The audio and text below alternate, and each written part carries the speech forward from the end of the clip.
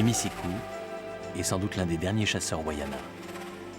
Des Amérindiens d'origine caraïbe qui tirent toute leur fierté de l'immense forêt tropicale qui les protège.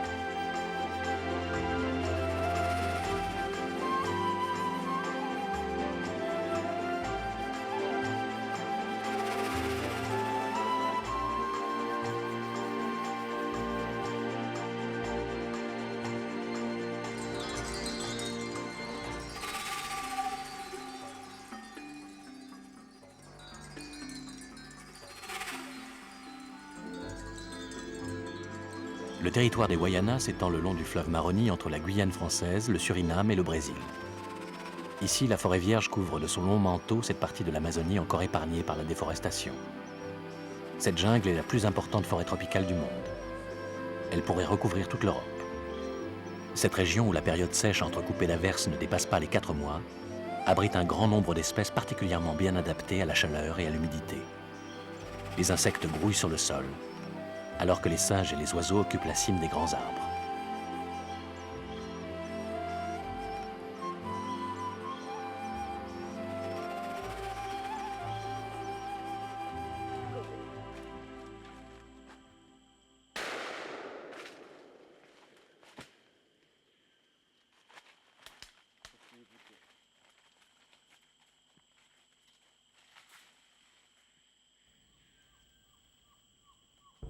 Depuis très longtemps, les Indiens Wayana ont une réputation de grands chasseurs.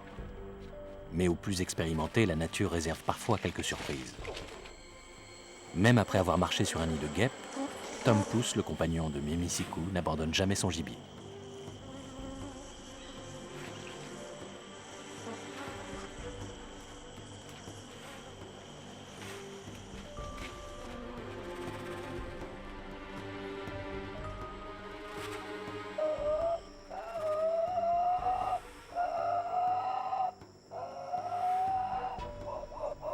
Mimi Siku sait parfaitement imiter les cris des singes, pour les attirer et les viser à parfois plus de 60 mètres de haut à la cime des arbres.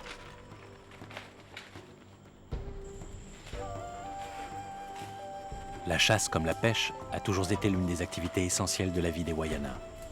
Tuer n'est surtout pas un plaisir, mais un acte nécessaire.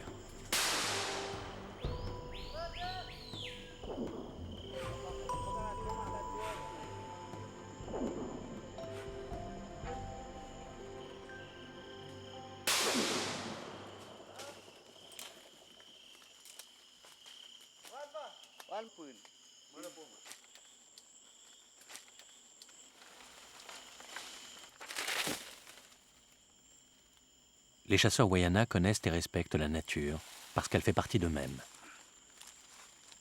Elles forgent leur instinct et offrent le gibier indispensable à leurs besoins. Un singe tué est précieux. Et s'il reste coincé sur les branches, l'arbre doit alors être abattu pour le récupérer. Un geste qui n'est pas destructeur, contrairement à l'exploitation moderne de la forêt.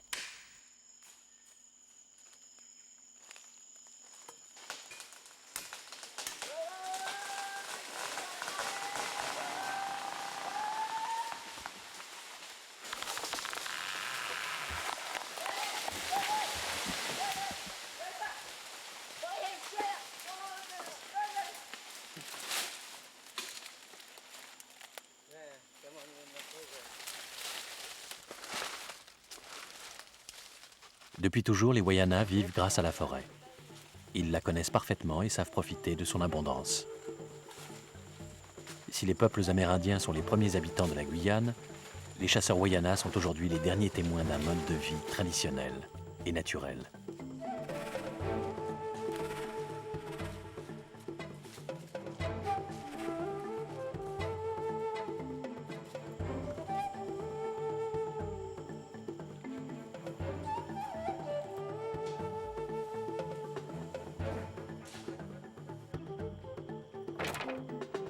Tous les singes ont été ramassés, mais la chasse n'est pas terminée. Mimi Siku et ses hommes vont maintenant remonter le fleuve en pirogue, à la recherche des iguanes.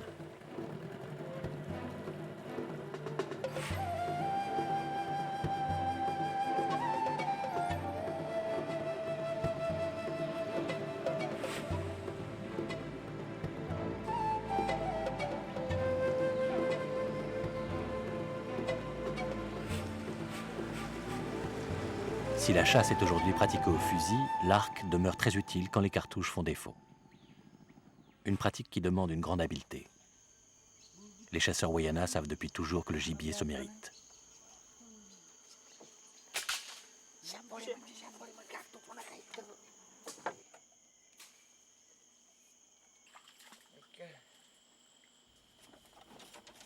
Difficilement repérable à cause de son camouflage, l'iguane est une proie très recherchée. Si le singe et le tapir fournissent la meilleure viande, la chair du reptile est également très appréciée des Wayana.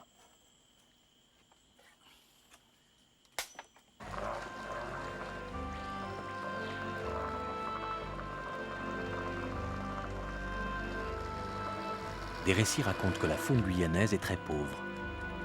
Pourtant, les animaux existent bien, mais ils ne se voient pas facilement. Sauf pour les chasseurs Wayana, qui ont une vue hors du commun. Ils sont capables d'apercevoir de très loin un gibier parfaitement dissimulé dans une végétation très dense.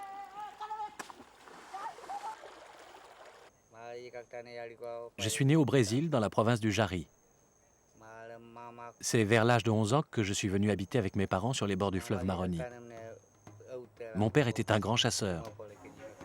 C'est avec lui que j'ai appris tout ce que je sais sur la forêt. Comment trouver et tuer le gibier, reconnaître les plantes et les fruits comestibles. Savoir quels sont les animaux tabous, auxquels il ne faut pas toucher car les esprits s'en trouveraient offensés. Il m'a appris aussi à éviter les dangers comme les serpents. C'est encore lui qui m'a montré que même un nid de guêpe renferme des larves très bonnes à manger.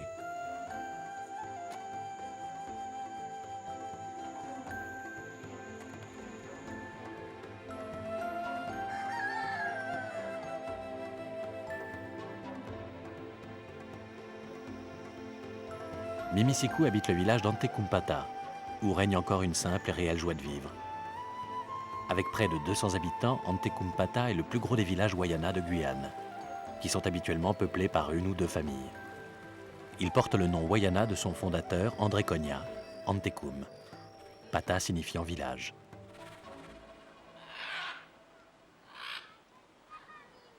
Mimi Siku et André Cogna se connaissent depuis plus de 30 ans. Depuis son arrivée en 1961, André Cogna se dévoue corps et âme pour son village et ses amis amérindiens. Après avoir lui-même été adopté puis éduqué à leur mode de vie traditionnel, il essaie maintenant de leur faire bénéficier des apports de la civilisation, comme les fusils, les moteurs ou encore l'aide médicale. En 1967, j'ai décidé de m'installer en Guyane française, sur l'Etanie. Et j'ai créé un village, Antekumpata, ce village. Et je suis resté depuis ce temps-là. Alors je me suis dit que peut-être en choisissant, en étant sur l'Etanie, en créant un village, que je pourrais peut-être servir d'intermédiaire, d'éponge, en somme, entre deux formes de vie. Et que ça, par cette façon, je leur apporterais peut-être quelque chose qui ne compenserait jamais ce qu'ils m'ont apporté à ce moment-là, ce qu'ils m'apportent et ce qu'ils continueront de m'apporter jusqu'au bout. Mais enfin, je veux dire que essayer de les aider d'une certaine façon, quoi. Malgré les efforts d'André Cogna pour préserver le mode de vie amérindien, l'administration est de plus en plus présente, car avec le renforcement des frontières, les Wayana ne peuvent plus se déplacer en Guyane sans papier d'identité. Pour cette raison, les gendarmes viennent régulièrement au village pour remplir les formulaires nécessaires à l'état civil. Mais ce qui tente le plus les Wayana, ce n'est pas la nationalité française, mais le RMI et les allocations qui l'accompagnent. Le risque de transformer en assisté un peuple fier et indépendant ne semble pas préoccuper l'administration, qui préfère résoudre le problème amérindien par l'assimilation à la vie moderne, plutôt que de réfléchir à un statut particulier réclamé depuis longtemps. Actuellement, c'est évident, quoi. Il y en a beaucoup qui disent, mais quand on leur pose la question pourquoi est-ce que tu demandes ces papiers, et ils disent mais parce qu'on nous a dit à Maripasoula que c'est la seule façon d'avoir de l'argent comme ça. Alors là aussi, je veux dire, je crois qu'il faut aider les gens de partout dans le monde, notamment en Guyane. Quand il faut vraiment les aider, il y a des besoins, mais pas n'importe comment. Et que c'est peut-être pas une solution satisfaisante que de transformer les gens en assistés purs et simples. Moi, lorsque je suis arrivé, j'ai trouvé des gens qui étaient très fiers de ce qu'ils étaient. Et je ne parle pas seulement des Amérindiens, des Wayana, mais je parle aussi des gens de Maripasoula, des Boni par exemple, étaient très fiers de ce qu'ils étaient, et qui maintenant, qui n'ont plus qu'une solution pour vivre ou pour survivre, c'est d'aller toucher un chèque à la fin du mois.